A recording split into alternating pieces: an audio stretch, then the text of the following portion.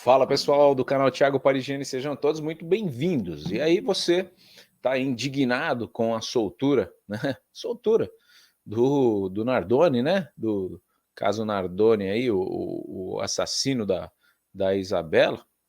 E a gente vem aí repercutir agora uma informação que surgiu lá no Cortes do Inteligência, o jornalista aí, Ulisses Campbell, né, escritor do livro, pelo que eu sei, do caso Isabela e de outros casos aí de repercussão midiática, ele traz uma informação, no mínimo, intrigante para a gente discutir aqui. Eu quero a sua opinião, quero o seu comentário, quero o seu joinha, o seu compartilhamento. Também, se você não é inscrito aqui no canal do Thiago Parigini, jornalista, se inscreva, tá? Porque aqui é um canal transparente que a gente apura fatos e não fica de mimimi ou com viezinho para lá ou para cá defendendo um ou outro. A gente apura o fato, traz e você que escolhe o caminho que você vai seguir, tá bom? Siga a gente, vamos ouvir o que o Ulisses Campbell traz sobre o esquema que revelou tudo sobre o caso Nardoni. Isso aqui é inédito, eu não... História. A gente não falou de Ana Carolina. Não falou de Ana Carolina. Isabela. Duas histórias. Eu vou contar, não vou dizer nomes, porque, enfim, eu não quero comprometer ninguém. Mas eu cobri o caso Nardoni para o Correio Brasiliense, dia a dia, julgamento, inquérito, tudo estava lá. Se tudo que tu pesquisar no Correio Brasiliense sobre o caso Nardoni, fui eu que escrevi. Tem uma cena que, para mim, explica muita coisa, que é o comportamento da mãe do Alexandre Nardoni. Porque mãe é mãe.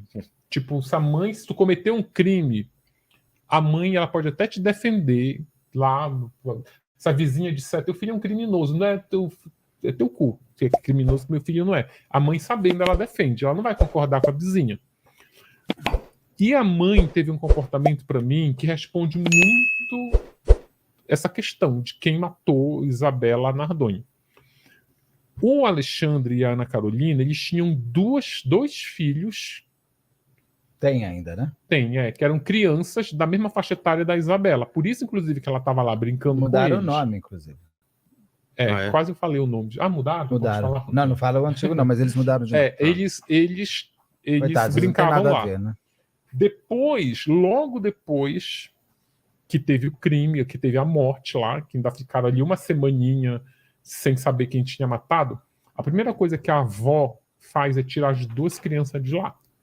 O que eu entendo com isso? Maravilhoso, tá. O que eu entendo? Desculpa, se tu já matou uma... Você pode matar os outros. Tu pode logo cuidar, tirar daqui, porque eu sou mãe, eu sei que aqui não... Você me lembrou a história que você falou da tia da Elise. Isso é um sinal interessante, né? Sim, eu guardei muito isso.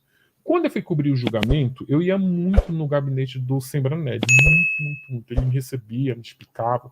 Era difícil tu ter umas coisas exclusivas quando tá todo mundo cobrindo. Claro, e eu sozinho, como correspondente do jornal lá de Brasília, e a folha com 4, 5... É difícil tu furar. Só que aí eu criei um laço de fonte com o Sembranelli, que ele me contava muita coisa, mas eu não podia publicar. Numa dessas coisas que ele me contou, ele diz o seguinte, olha... O motor do caso. No meio do julgamento, eu lembro que eu ia lá e ele sempre estava muito receptivo. Teve um dia que eu fui lá, ele estava com a cara fechada. Eu acho que ele só me deixou entrar no gabinete dele por educação. Que se ele não fosse educado, ele dizia, olha, hoje não, tchau, não tô para ninguém. Só que aí ele ficou com a cara amarrada e eu fiquei por lá ainda e tal. E daqui a pouco ele ficou mais assim, eu cheguei, conversei com ele, ele disse, olha, no cenário do crime, tinham o casal Nardoni, a Isabela e os 2 filhos. E é um apartamento minúsculo. É impossível aquela criança ser jogada de lá numa situação confusa, de discussão, de caiu para cá, sem essas 2 crianças verem. Elas viram. Elas viram. Como tu colhe depoimento de crianças que testemunharam o crime? Tu não coloca num tribunal, tu não bota numa delegacia. Eles têm um mecanismo, aqui em São Paulo eu sei que funciona assim.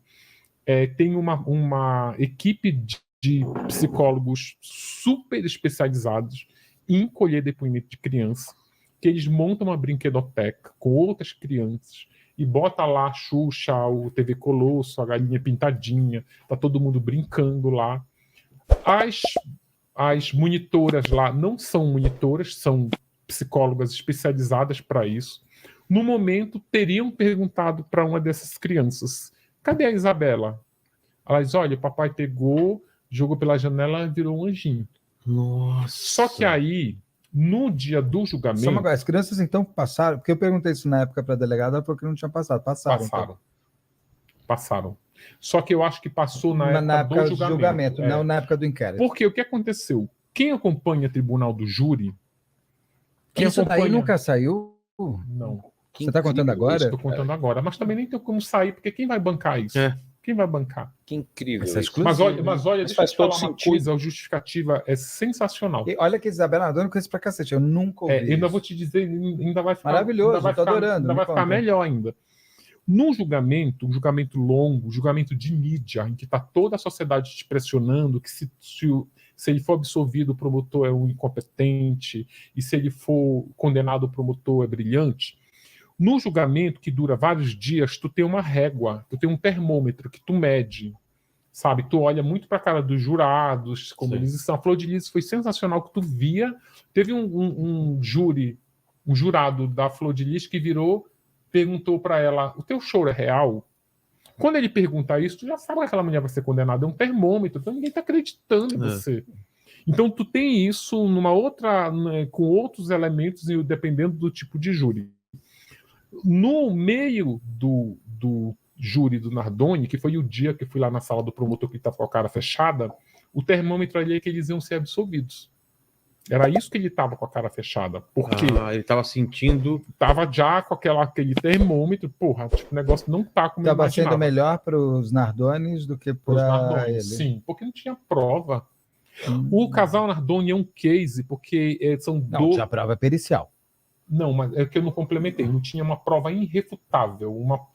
A perícia, ela é considerada prova, mas ela não é uma prova irrefutável. Ela não é por exemplo, a perícia é importante, mas uma testemunha ocular, ela vale muito mais do que uma perícia. Jura? Que testemunha, os advogados falam que testemunha é a prostituta das provas. Mas, meu amigo, a gente está falando de júri.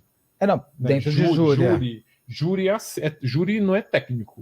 Uma pessoa falando. É uma pessoa falando, a pessoa lá, tu vê a emoção que ela tá falando, Detalhe. Tu vê se aquilo na hora que aquela testemunha é turbinada de perguntas dos dois lados, o júri tá vendo se aquilo ali se sustenta ou não. Teve júri lá da Flor de Lis que foi lá e disse que a Flor de Lis é inocente, mas com uma cara quase rindo, que a juíza disse: olha, tipo, me respeita aqui, que a porra aqui é um júri. Ou seja, tem muito isso, assim, o júri é emoção. E um testemunho bom é um testemunho bom que se sustenta. É igual tu vir contar uma história para mim e você sabe se tu tá fazendo as perguntas, tu tá me engabelando, tá. Quando chegou ali no momento em que ele achava que estava perdendo, ele só podia lançar a mão de uma coisa, do testemunho das duas crianças, que viram a Isabela virando um anjinho. Aí este promotor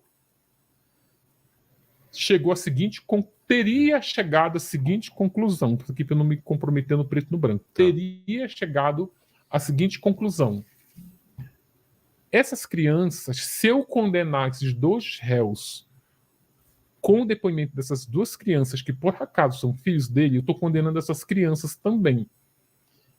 Qual é a condenação dessas crianças? Porque essas crianças, quando forem adultos, que hoje elas são adultas, elas vão carregar o seguinte peso: meus pais foram condenados por conta do meu depoimento. Não, e será que elas lembram? Cara. O seu pai jogando sua irmã? Bom, e daí... Meu amigo, isso tá lá. Mas tá lá. White Lot. Mas daí... Aí ele não lançou mão, ele não lançou mão disso, ele deixou, ele arriscou, o júri foi apertado, eles não foram, justamente por não ter, o fato deles negarem até hoje que não. Você acha que eles acreditam na negativa deles? Você acha que a pessoa pode mentir a um ponto de passar a acreditar? Não. Até para não errar? Não, aí a gente vai agora falar no que a gente falou da Elise, que também serve para Suzane, aquela coisa. A pessoa que ela mata, esquarteja. A pessoa que ela abre a porta de casa para os assassinos dos pais entrarem para matar a paulada, quando ela ouve o pai lá morrendo as pauladas, ela tapa os ouvidos. O cara que pega a criança e joga pela janela. Essas pessoas, elas estão te dando uma informação do que elas são capazes de fazer com entes queridos.